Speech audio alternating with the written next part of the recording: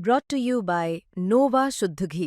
जब जब खाए दिल खुश हो जाए, सदियों का नोवा शुद्ध देसी घी, सपना स्वस्थ भारत का। I love घी।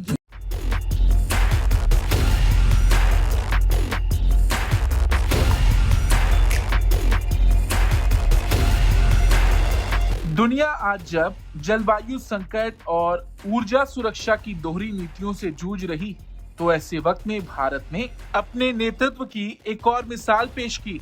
नई दिल्ली में आयोजित इंटरनेशनल सोलर अलायंस की 8वीं महासभा में भारत ने ये स्पष्ट संकेत दिया कि अब सौर ऊर्जा के इस वैश्विक मंच की पहुंच संयुक्त राष्ट्र जैसी हो सकती है। आपको बता दें, 125 देशों के सदस्य होने के साथ आईएसए दुनिया का सबसे बड़ा सौर ऊर्जा मंच बन चुका है और भारत के ऊर्जा मंत्री और आईएसए के अध्यक्ष प्रहलाद जोशी ने खुद ये बात कही कि किसी भी देश की सदस्यता को लेकर कोई प्रतिबंध नहीं। उनका ये बयान तब आया जब उनसे रूस की सदस्यता को लेकर सवाल पूछा गया। इस पर उन्होंने कहा कि हमारे रूस के साथ ऐतिहासिक और रणनीतिक संबंध हैं और किसी भी देश के आईएसए में शामिल होने को लेकर हमें कोई आपत्ति नहीं।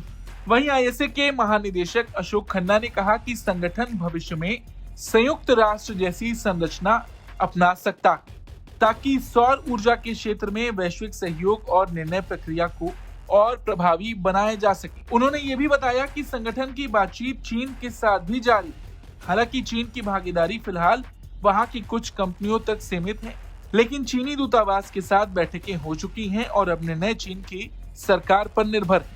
आपको बता दें, भारत अगले साल ब्रिक्स समूह की अध्यक्षता संभालने जा रहा है और आईएसए के महानिदेशक के मुताबिक ये भारत के लिए सौर ऊर्जा के क्षेत्र में अपने अनुभव साझा करने और विश्व स्तर पर अपनी सौर कूटनीति को विस्तार देने का सुनहरा अवसर होगा। वहीं ऊर्जा मंत्री ने इस अवसर पर भारत की सफल योजनाओं, प्रधानमंत्री सूर्य घर योजना और पीएम कुसुम योजना का उल्लेख करते हुए कहा कि भारत ने सौर ऊर्जा को गांव-गांव तक पहुंचाने में उत्कृष्ट प्रदर्शन किया है। उन्होंने बताया कि भारत अपने इन अनुभवों को आईएसए के सदस्य देशों के साथ साझा करने के लिए तैयार है ताकि दुनिया के ऊर्जा वंचित क्षेत्रों तक भी रोशनी पहुंचे।